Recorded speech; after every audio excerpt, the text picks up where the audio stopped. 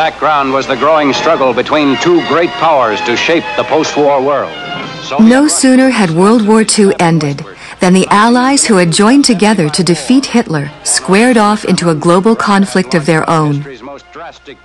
Without actually going to war against each other, the United States and the Soviet Union entered an ongoing state of hostility that became known as the Cold War.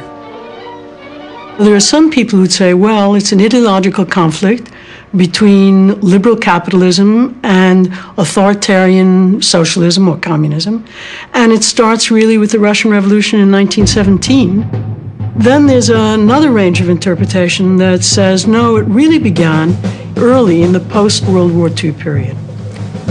The United States emerges from that war more productive than any economy in the world, expansive, seeking more open markets, and a Soviet Union that is trying desperately to recover from this devastating war and dependent on the resources of the Eastern European bloc for the raw material and the resources for that recovery.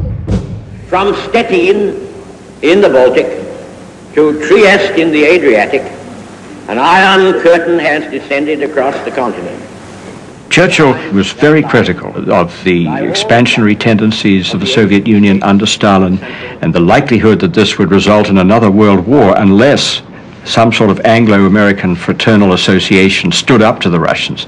In other words, with all the authority of the man who had been right about Hitler, he was now making the same ploy here, saying that we better stand up to and not appease Stalin.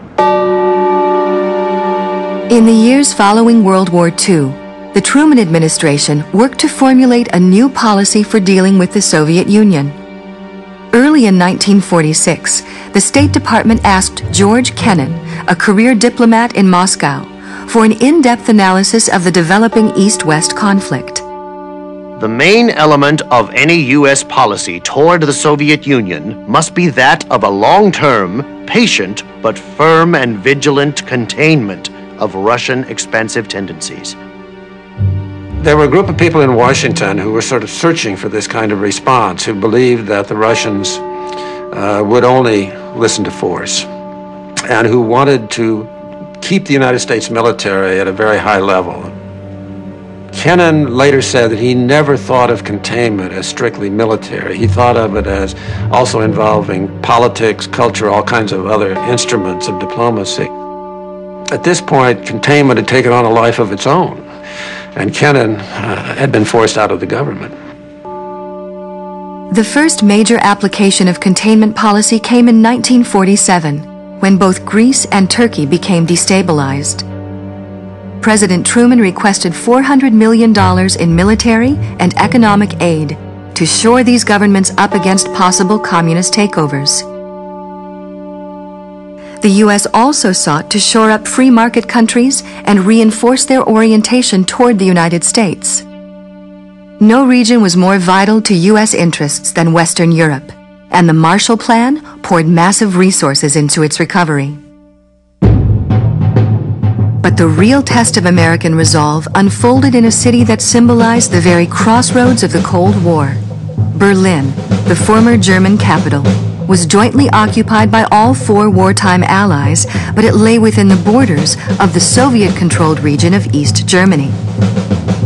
In June 1948, the United States led efforts to organize West Germany as a separate nation.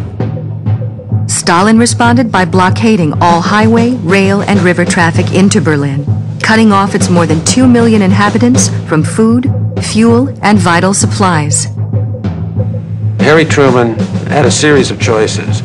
The U.S. military commanders advised Truman to try to fight their way through that blockade, which could have led to really dangerous military confrontation. Truman could have ignored it and essentially said, so let them have Berlin. We got the rest of Germany. What he decided to do instead was a third option, which was try to fly over the blockade. I made 208 flights from November around to May or June of '49. Now remember, these were 4-engine airplanes they carried a load of 10 tons of whatever. And we needed 450 tons a day just to keep those people in West Berlin alive. I didn't know what I was doing, and you know how important it was at that time. And it was a job you had to do, working 12 on, 12 off, 7 days a week. You really didn't appreciate it.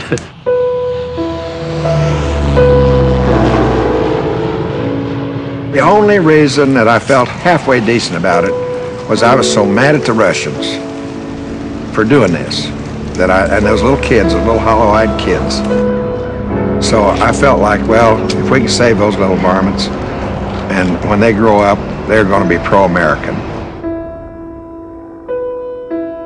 The Berlin airlift marked a very high point in American Cold War history. It was an incredible technological achievement. And when Stalin saw that the airlift was working, he sent out signals to the United States that he was ready to talk about this, and he lifted the blockade.